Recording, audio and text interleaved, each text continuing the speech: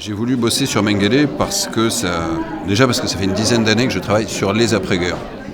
En Europe, en Allemagne, en Amérique du Sud aussi. Et qu'il y a 10 ans, je m'étais intéressé aux victimes, dans un livre qui s'appelait L'impossible retour, sur l'histoire des Juifs en Allemagne depuis la guerre. Et que cette fois, j'ai voulu explorer l'autre versant de cette histoire, à savoir le destin des meurtriers. Et parmi les meurtriers, l'un des plus emblématiques, bien évidemment, c'est Joseph Mengele, d'autant que son histoire après-guerre est absolument fascinante au premier sens du terme. Il y a tellement de rebondissements et son entourage est tellement étrange. Il y avait aussi tout ce mystère. C'est-à-dire comment ce médecin, ce criminel contre l'humanité avait pu échapper à ses poursuivants.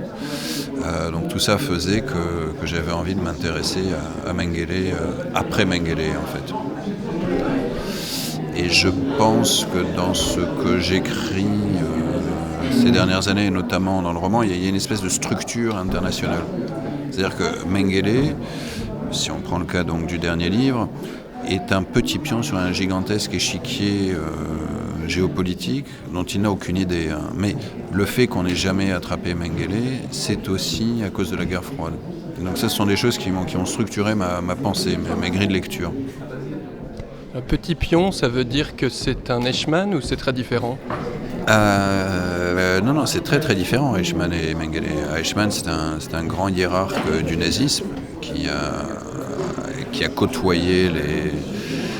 côtoyé l'Olympe nazi, alors que Mengele, c'est un petit médecin.